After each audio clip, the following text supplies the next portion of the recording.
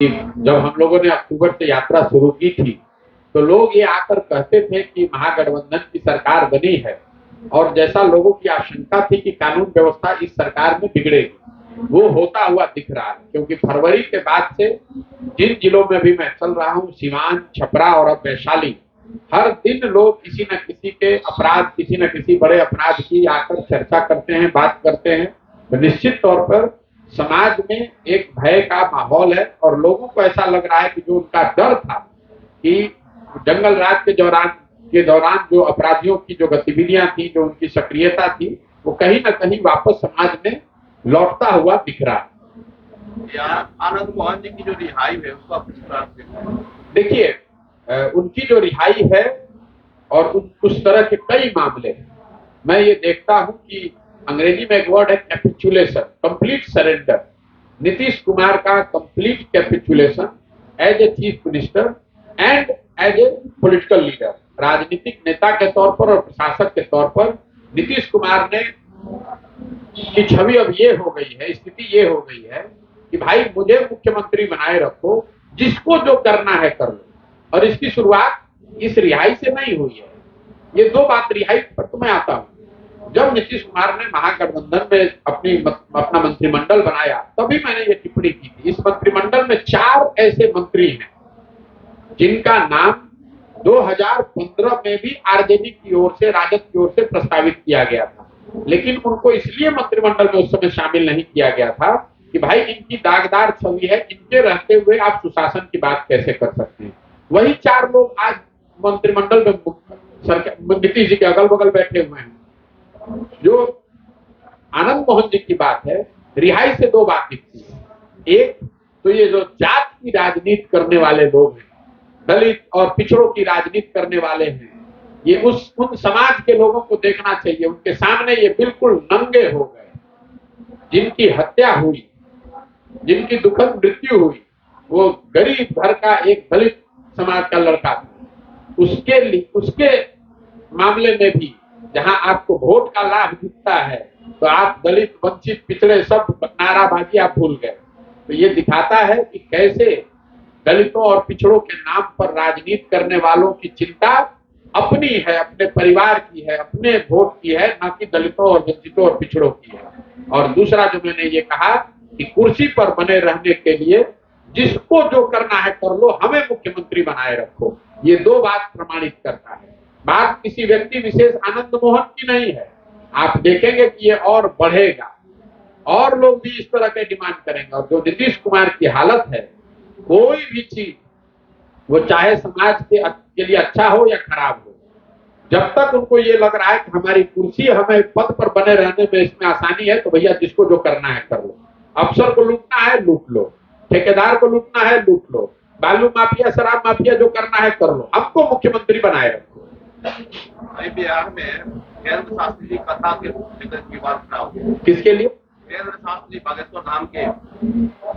देखिए, विवाद करने वाले जो लोग हैं, वो चाहे जो आ रहे हैं वो और जो विरोध कर रहे हैं वो, आपको भी मालूम है इसका आपके, हमारे या बिहार के लोगों के जिंदगी से क्या फर्क पड़ना है। बिहार में शिक्षा व्यवस्था ध्वस्त है। शिक्षा मंत्री शिक्षा पर टिप्पणी न करके कभी रामायण पर टिप्पणी करेंगे, कभी बागेश्वर धाम पर टिप्पणी करेंगे। अरे भाई, कोई अगर आ रहा है, कोई किसी का दिल फाड़ कर देख नहीं सकता, हम लोग कोई सर्टिफिकेट दे दें। जो आता है आए, जो उनके श्रद्धालु मानने वाले हैं जाना है जाए, नहीं जाना है न जाए। आप विवाद इसलिए पैदा करते हैं ताकि समाज को इन मुद्दों पर विभाजित किया जाए और उसका राजनीतिक फायदा लिया जाए। जो शिक्षा मंत्री हैं उनको शिक्षकों की बात करनी चाहिए। पूरे शिक्षक पूरे राज्य में आंदोलित हैं, शिक्षा मंत्री उस पर टिप्पणी न करके बागेश्वर आप पर टिप्पणी कर रहे हैं। मेरे भाई, आप स्कूलों में पढ़ाई नहीं हो रही, उस पर कोई टिप्पणी नहीं कर रहे हैं। ज्यादातर कॉलेज में 3 साल का सेशन 5 साल में हो रहा है, उस पर आप टिप्पणी नहीं कर रहे हैं। बच्चों की पढ़ाई पर टिप्पणी नहीं कर रहे हैं, रोजगार पर टिप्पणी नहीं कर रहे हैं। अब बागेश्वर धाम का मामला चलाइएगा, कोई ना कोई एक मुद्दा उठाइए जिससे लोगों को बांटिए और अपना काम चलाते रहिए।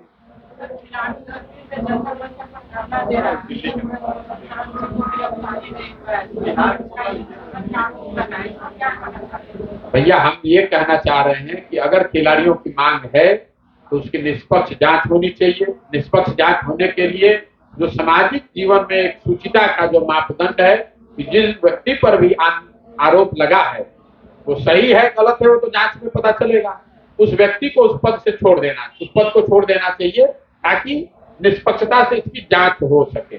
इसमें कहीं कोई दो मत नहीं है।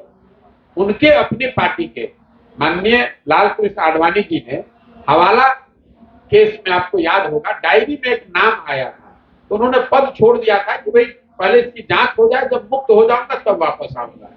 यहाँ पर तो जो भारत के बड़े खिलाड़ी हैं उन्होंने अगर कोई शिकायत की है, उन्होंने उनका अगर कोई ग्रीवांस है, उनकी कोई कंप्लेन है तो उसकी जांच निष्पक्ष हो। इसके लिए जरूरी है कि भाई जिस पर इल्जाम लगा है उसको आप पद से उसको इस्तीफा देना चाहिए, सरकार को उस पर कार्रवाई करनी चाहिए। सर आपने शराब माफिया और बालू माफिया को बताया है, शिक्षा माफिया भी लोगों का काफी पब्लिक पे आता है कि शिक्षा में बड़े कॉलेजों का दबदबा है, जैसे स्टूडेंट क्रेडिट कार्ड के लिए आपने कहा, तो उसमें बड़े कॉलेजों का एक देखिए मैंने आपको कहा कि 2014-15 में जब मैं आया था उसके मुकाबले जो दो नए माफिया बिहार में खड़े हुए, इसका मतलब नहीं है कि पहले जो था वो नहीं है, पहले भी यहाँ अपराधी थे, लेकिन दो जो नया माफिया वर्ग खड़ा हो गया है वो है शराब और बालू। 2014-15 से पहले यहाँ पर शराब माफिया नहीं था, 2014-15 से पहले इतने बड़े पैमाने पर बालू माफिया नहीं थे। मैंने उस संदर्भ में बात की। 10 लाख रोजगार में क्या मिलेगा? भैया पहले दिन से कह रहे हैं, और जिस दिन तेजस्वी यादव की बात को तो बहुत गंभीरता से लेने का मतलब नहीं, क्योंकि ये लोग तो कुछ भी कह सकते हैं। जिस पार्टी की सरकार, जिनके माँ और बाबूजी की सरकार थी 15 साल तक, तो इन्होंने एक रोजगार नहीं दिया, लेकिन अब कह रहे हैं कि हम आएंगे तो 10 लाख की नौकरी दे देंगे। तो उनकी बात का गंभीरता से लेने का कोई मतलब नहीं। उनको तो इस बात का एहसास ही नहीं है कि 10 लाख नौकरी देने के लिए करना क्या पड़ेगा, संसाधन क्या लगेगा, उनके समझ के बाहर की चीज है। लेकिन हमने इस पर टिप्पणी तब की जब नीतीश कुमार ने पिछले साल 15 अगस्त गांधी मैदान से ये कहा कि हम 10 लाख नौकरी दे देंगे अगले 1 साल में। तो ये वही नीतीश कुमार है जो पिछले 2 साल से इस बात पर हंसी उड़ा रहे थे कि भैया ये तो दिया ही नहीं जा सकता है। तो मैंने ये कहा कि नीतीश कुमार को अगर रातों रात ये ज्ञान हो गया गठबंधन बनाने के बाद कि 10 लाख नौकरी दे सकते हैं, तो एक तो वो बात अविश्वसनीय है, क्योंकि अगर 10 लाख नौकरी दी जा सकती थी तो आप 17 साल से मुख्यमंत्री हैं, पहले क्यों नहीं दिया था।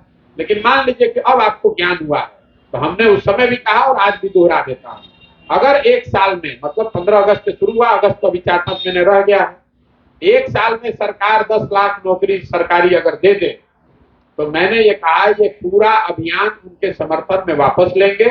यही नहीं, नीतीश कुमार का झंडा लेकर ढोने के लिए तैयार हैं। अगर नीतीश कुमार 10 लाख लड़कों को नौकरी देकर दिखा दे, सरकारी नौकरी देकर दिखा दे, बिल्कुल झूठी बात है। आंख में भरे दोपहरी में आंख में धूल झोंक रहे हैं। भैया 15 अगस्त को उन्होंने कहा था, आज हम लोग मई में बैठे हैं, तो 9 महीना तो हो गया, कितने लोगों को नौकरी मिली आप बताइए। आप तो पत्रकार हैं, कितने लोग हैं जिनको सरकारी नौकरी मिली है 10 लाख में। तेजस्वी जैसे लोगों ने तो ये कहा था कि हम पहले कैबिनेट में पहला सिग्नेचर ही यही करें कि उससे 10 लाख नौकरी मिल जाएगी। तो ये दिखाता है उस आदमी की अज्ञानता कि अगर आपके पास 10 लाख नौकरी देनी है तो भी आप एक कैबिनेट में एक साइन करके कैसे 10 लाख नौकरी दे देंगे। आपके बाबूजी का कोई राजतंत्र थोड़े ना है, इसके लिए व्यवस्था है, क्राइटेरिया है, जो पद होने चाहिए, पद का सृजन होना चाहिए, पद पर बहाली की प्रक्रिया है। तो लोग ने गलती करी वो छोड़ दिए, उस नेता की सोच देखिए, कह रहे हैं घूम घूम कर पूरे बिहार में कहा कि हम आएंगे और पहले ही कैबिनेट में पहला ही सिग्नेचर करेंगे कि 10 लाख लोगों को नौकरी मिल जाएगी। तो मैं इसीलिए पूछ रहा हूं कि भैया आप कैबिनेट हो नहीं रही है कि कलम की स्याही छूट गई है कि कलम टूट गया है, आप बता दीजिए। तो जब आप 10वीं पास नहीं है मुख्यमंत्री के लड़के होते हुए भी, तो आपको कलम चलाने कितना आता है वो तो इसी से दिख रहा है। तो शायद अभी सिग्नेचर करना सीख रहे हैं, जब सीखेंगे तो 10 लाख लड़कों को नौकरी मिल जाएगी। दारूबंदी को आप कैसा? बिल्कुल सिरे से इसका विरोध कर रहे हैं पहले दिन से। इसलिए नहीं कि बिहार में क्या हो रहा है, इसलिए कि मेरी अपनी समझ है कि दुनिया में किसी भी देश, किसी भी राज्य, किसी भी समाज में इस बात का प्रमाण नहीं है कि शराबबंदी के जरिए समाज का आर्थिक सामाजिक विकास किया गया हो। अगर शराबबंदी के जरिए यही होता तो दुनिया में सारे लोग बेवकूफ थोड़ी ना है, वो भी लागू कर देते। उन्होंने क्यों नहीं किया। दूसरी बात, अगर इसमें मान लीजिए कि कुछ दम भी है तो लागू तो जमीन पर है नहीं। शराबबंदी में तो सिर्फ शराब की दुकान बंद हुई, होम डिलीवरी तो हो ही रहा है। तीसरी बात, ये पूरा शराब माफिया आपने खड़ा कर दिया। बिहार में लोगों का, बिहार सरकार के गरीब लोगों का 20,000 करोड़ रुपया का प्रत्यक्ष और अपरोक्ष रूप से नुकसान हो रहा है साल का। इस पैसे का नुकसान, और ये पैसा जा कहां रहा है? ये पैसा जा रहा है शराब माफिया के पास, भ्रष्ट अधिकारियों के पास। तो आपको फायदा क्या? एक अंतिम बात बताई गई कि गांधी जी ने ऐसा कहा था, तो गांधी जी को हमने भी थोड़ा बहुत पढ़ा है और खुली चुनौती मैंने दे रखी है। नीतीश कुमार और उनकी पूरी सरकार मिलकर मुझे गांधी जी का एक लाइन लिखा हुआ या बोला हुआ दिखा दे जहां गांधी जी ने ये कहा है कि सरकारों को शराबबंदी लागू करना चाहिए। ये ऐसे बेवकूफ लोग हैं। गांधी जी ने ये कहा कि शराब पीना गलत बात है, सरकारों को प्रयास करना चाहिए कि लोग शराब न पिए। ये नहीं कहा कि कानून बना दीजिए और जितने लोग शराब पी रहे हैं उनको जेल में डाल दीजिए। ये तो ऐसे हो गया कि गांधी जी ने कहा कि सबको शाकाहारी होना अच्छी बात है, और कल सरकार कानून बना दे कि जो भी मांसाहार करेगा उसको जेल में डाल देंगे। और मैं ये चुनौती पिछले 8 महीने से दिया हुआ है मैंने।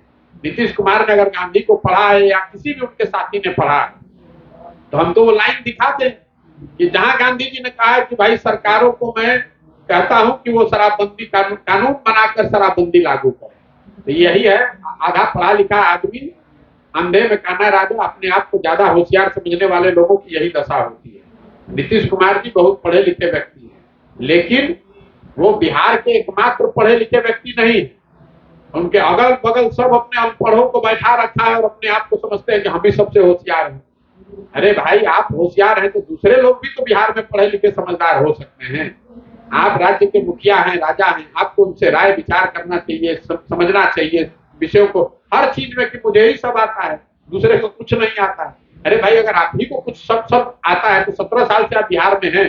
बिहार देश का सबसे पिछड़ा क्यों है? बिहार देश में सबसे गरीब क्यों है?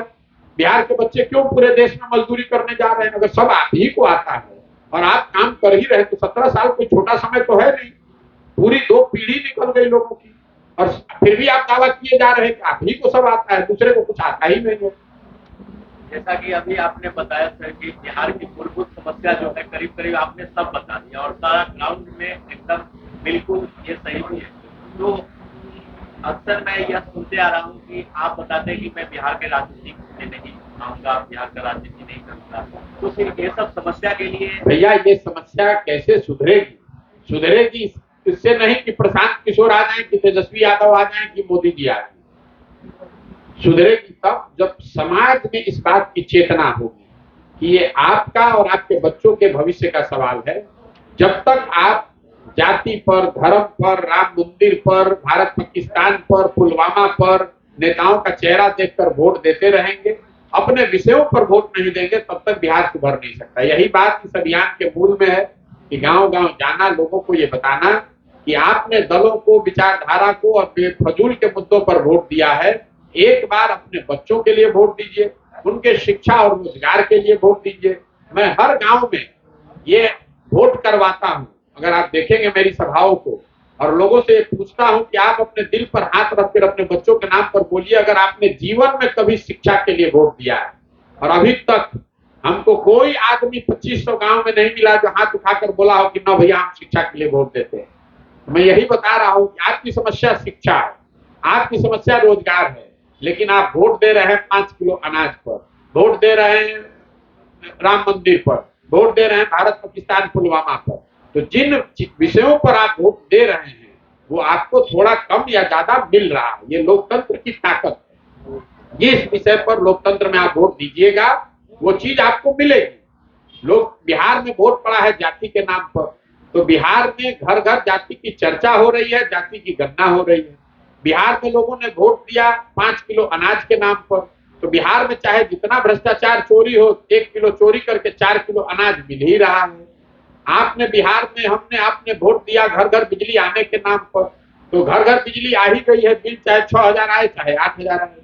हमने वोट दिया सिलेंडर के नाम पर, तो सिलेंडर का दाम 1250 हो कि 1500, सिलेंडर घर घर आ ही गया है।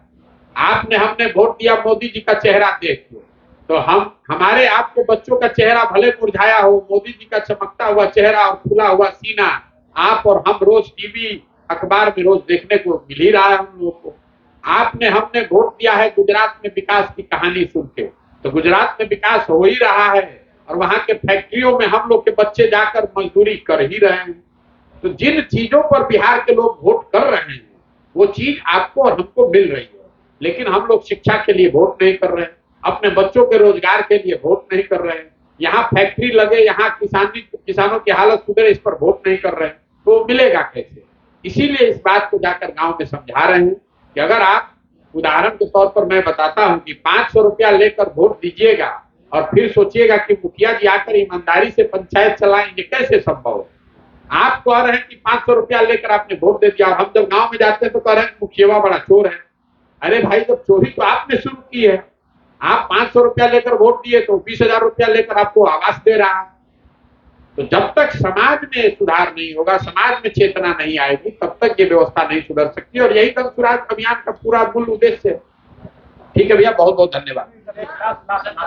भैया आप 1 घंटे से आप हमको हम लोग तो कुछ पूछे नहीं, हम लोग पूछ रहे हैं, हम लोग पत्रकार आदमी, बोलिए ना, पूछिए, सवाल पूछिए। पत्रकार के लिए क्या कुछ योजना आपकी नजर में है? देखिए, पत्रकारों की हालत यहाँ वो है, कुछ डॉक्टर की है जो कि पूरे दुनिया का इलाज करता है लेकिन अपना इलाज नहीं कर सकता है। तो पत्रकारों से मेरी जितनी वार्ता हुई है, यहाँ इनकी हालत सबसे बदहाल है। दूसरे राज्यों में पत्रकारों को जो सुविधाएं हैं वो यहाँ पर है नहीं। एक बड़ी संख्या में नवयुवक यहाँ यूट्यूबर बन गए और वो समाज की ताकत भी है, क्योंकि ये वो लड़के हैं, ये वो लोग हैं जो समाज में दबाव में आए बगैर नया खबर चला रहे हैं, वो खबर चला रहे हैं जो समाज की आवाज है। तो हमने एक जो मैंने अभी 500 यूट्यूबर्स को पदयात्रा के दौरान, जैसे समाज के हर वर्ग से मिल रहे हैं वैसे पत्रकारों से, यूट्यूबर से भी मुलाकात हुई। तो लोगों ने 2 सुविधा की मांग करी। एक कि आपके पास कोई दुर्घटना अगर आपके साथ हो जाए तो आपके परिवार या आपके परिजनों के लिए कोई राहत की व्यवस्था नहीं है। तो मैं कोशिश कर रहा हूं कि जन सुराज से पत्रकार बंधुओं के लिए एक ग्रुप इंश्योरेंस की व्यवस्था की जाए, पूरे जन सुराज के खर्चे से। जो भी पत्रकार बंधु चाहे उसमें रजिस्टर हो जाए, आपका प्रीमियम जन सुराज भरेगा। अगर आप, भगवान न करे, आपके साथ कोई दुर्घटना हो जाए तो आपके साथ एक आपके परिजनों को कुछ बेनिफिट मिल सकता है।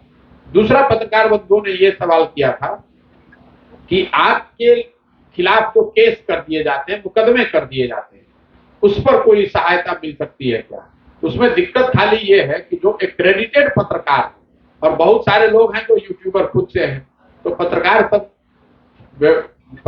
से जुड़े हुए लोगों से हम बात कर रहे हैं कि आप कोई ऐसी व्यवस्था बनाइए जिले के स्तर पर जिससे ये आप बता सके कि भाई ये एक्रेडिटेड नहीं भी है तो भी हमसे जुड़ा हुआ व्यक्ति है, ताकि उसको अगर लीगल सहायता देनी है तो लीगल सहायता दी जा सके।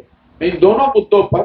और तीसरा एक और लोगों का था कि भाई हम लोग को डेटा बहुत महंगा धीरे धीरे होता जा रहा है यूट्यूबर्स के लिए, तो उस पर कुछ मदद मिले। तो 500 जो यूट्यूबर्स और पत्रकार जमीनी स्तर के आकर मिले थे, उन्होंने 3 बातें कही हैं और तीनों बात पर पहला चीज तो हम लोगों ने इंश्योरेंस कंपनी से बात भी किया है, शायद अगले 15 दिन 1 महीने में उस व्यवस्था को शुरू कर देंगे। दूसरी जो चीजें हैं वो हमारे अपने बस की बात नहीं है, पत्रकारों को भी संगठित तौर पे ये बताना पड़ेगा कि भाई ये लोग हैं जिन पर की, ताकि आप ये बता सकें कि आपके साथ सही मायने में गलती हो रहा है। वरना पता कैसे चलेगा कि आप सही में सही खबर आपने दिखाई और आपको कोई प्रताड़ित कर रहा है या खुद आप गलत दिखाकर कोई गलत काम करना चाह रहे हैं। तो वो चीज पत्रकार संगठनों पर छोड़ना पड़ेगा और ये दिशा में प्रयास कर रहे हैं, लेकिन इंश्योरेंस वाली बात अगले 1 महीने में जरूर लागू कर देंगे। और भैया अगर कुछ नहीं है तब छोड़ दीजिए। IAS लोग आके आपसे जुड़े थे, तो इन लोगों के जुड़ाव आप देखिए, जो पटना में कल 6 भारतीय प्रशासनिक सेवा के पदाधिकारी ज्वाइन किए हैं, ये आपके लिए बड़ी घटना है या बड़ी खबर है। जन सुराज में आज 200 से ज्यादा, आप इसको खबर के तौर पे लिख लीजिए, 200 से ज्यादा अलग अलग क्षेत्रों के प्रोफेशनल, IAS, IPS, वकील, डॉक्टर, प्रोफेसर जुड़े हुए हैं अलग अलग जगहों पर, साथ में मेरे काम कर रहे हैं। अब जैसे जैसे चूंकि पत्रकारों को एक फॉर्मल ज्वाइनिंग ही समझ में आती है, तो कल से वो प्रक्रिया शुरू हुई है। आने वाले दिनों में आप देखेंगे कि ये संख्या 200 से ज्यादा लोगों की है। 5-5 से 6-6, 10-10 करके लोग ज्वाइन करेंगे। 200 से ज्यादा प्रोफेशनल आने वाले 6 महीने में फॉर्मली, जिसमें senior most IAS, senior most IPS, Bihar में काम करने वाले सबसे बड़े डॉक्टर, लॉयर, पत्रकार, वो सब ज्वाइन करेंगे। आप देखेंगे अभी तक इसका कोई हम लोग फॉर्मल नहीं काम करते थे, कल उसकी पहली एक फॉर्मल ज्वाइनिंग हुई है, इसलिए आपको वो खबर मिली। अब उसमें जितने लोग कल ज्वाइन किए हैं, आप जैसे एक मैं आपको उदाहरण दूं, उसमें जो लोग हैं वो तो मेरे साथ पदयात्रा में 2-2 महीने लगातार चले, उनको भी पत्रकारों ने संज्ञान नहीं दिया। कल जब उन्होंने ज्वाइन किया तब आप कह रहे हैं कि जनसुराज से जुड़े, तो 200 से ज्यादा ऐसे लोग जनसुराज की सोच से जुड़े हुए हैं। लेकिन जैसे जैसे ये अभियान इसका संगठनात्मक स्वरूप बनता जाएगा, वैसे वैसे उनकी फॉर्मल एसोसिएशन, उनकी ज्वाइनिंग की बात को पत्रकारों के सामने और आपके माध्यम से समाज के सामने रखा जाएगा। बहुत बहुत धन्यवाद। सर, एक सवाल, एक सत्यपाल